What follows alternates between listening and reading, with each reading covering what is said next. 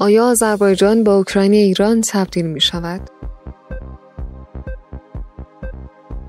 طی چند قرن گذشته مشاهده کردیم که سازمان‌های اطلاعاتی کشورهای استعمارگر روش‌های مختلفی برای مقابله با کشورهای دیگر استفاده می‌کند. قطعاً بسیاری روش معروف انگلیسی تفرقه بی‌انداز و حکومت بکن را شنیدند. گویی اینکه این عبارت این روزها به یک مصطلح متداول تبدیل شده و همه آن را می‌شناسند. ولی برای چندین قرن انگلیسی‌ها از همین روش برای تسلط بر کشورهای دیگر بهره بردند. علی‌رغم اینکه بسیاری از شهروندان این کشورها با این اصطلاح آشنایی داشتند و می‌دانستند که انگلیسی‌ها پشت ماجرای اختلافات فیما بین آنها هستند، ولی در نهایت همه به شکلی در دام توطئه انگلیس گیر می‌کردند و به جان هم می‌افتادند و در نهایت انگلیس موفق می‌شد آن مردم را استعمار کند و همه مایه املاک‌ها را سرقت کند. انگلیسی که یک جزیره جدا افتاده در غرب اروپا بود، از همین طریق موفق شد ثروت‌های مردم کشورهای مختلف را سرقت کند و خود از همه ثروتمندتر شود. البته دیگر کشورهای اروپایی هم به همین ترتیب ثروتمند شدند و امروز خود را بهشت می‌دانند و بقیه سرزمین‌ها را جنگل پر از موجودات وحشی. به هر صورت آمریکا همزایده همان انگلیس است و اگر به تاریخ تأسیس آمریکا بنگرید، می‌بینید که سفیدپوستان آمریکایی عموماً به صورت آبا و اجدادی افرادی بودند که جزو خلافکارترین افراد در انگلیس و اروپا بودند و آنها را به دلیل جرم‌هایی که مرتکب شده بودند با آمریکا تبعید کردند و امروز فرزندانشان در آمریکا حکومت می‌کنند. خب اینها هم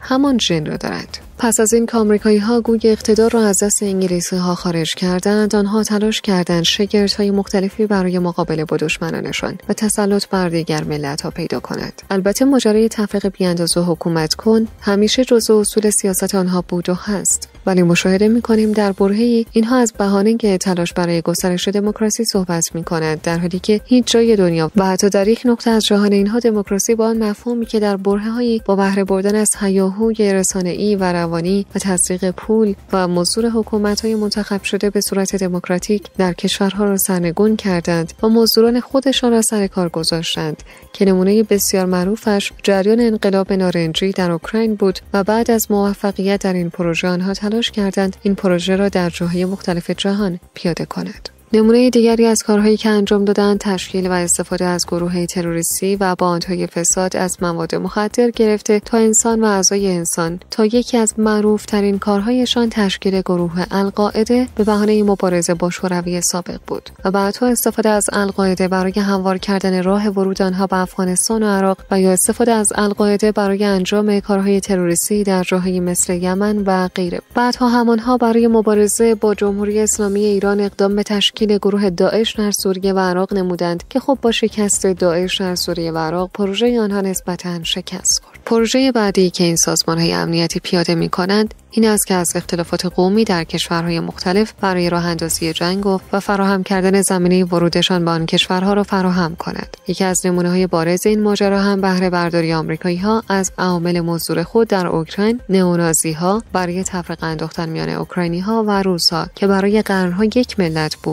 بوده و هست. آنها گشتند تا ببینند چه حرکتی می‌تواند برای روس‌ها تهدید امنیت ملی ایجاد کند و از آن طریق ورود کردند تا روسیه را مجبور به واکنش کند. این جریان را فقط برای روسیه راه نینداختند، بلکه امروزه می‌بینیم این جریان را میان چین و تایوان که یک ملت هستند راه انداختند و مدام در حال تحریک چین از طریق تایوان هستند تا چین را وادار کنند به تایوان حمله کند. همین ماجرا را ما امروزه در ماجرای آذربایجان و ایران مشاهده می‌کنیم. برای قرن‌ها آذربایجانی‌ها جزو ملت ایران بودند و امروزه هم اکثریت نسبی آذری‌های جهان حدود 80% شهروندان ایران هستند. اما می‌بینیم اینها در حال سوء استفاده از آذربایجان بر علیه ایران می‌باشند تا در نهایت ایران را وادار کنند نسبت به آذربایجان واکنش نشان دهد. مخصوصاً با توجه به همکاری‌های بسیار نزدیک آذربایجان و اسرائیل که عملاً می‌توان تصور کرد که اسرائیلی‌ها هم در این ماجرا نقش دارند و آنها هم تلاش دارند با سوء استفاده از آذربایجان و ایجاد تهدید امنیتی برای امنیت ملی ایران، ایرانی‌ها را وادار به واکنش بر علیه آذربایجان کنند. یکی از استراتژی‌هایی که معمولاً ایرانی‌ها طی سالیان اخیر برای مقابله با توطئه‌های آمریکا در منطقه از آن بهره می‌بردند و می‌برند این بوده و هست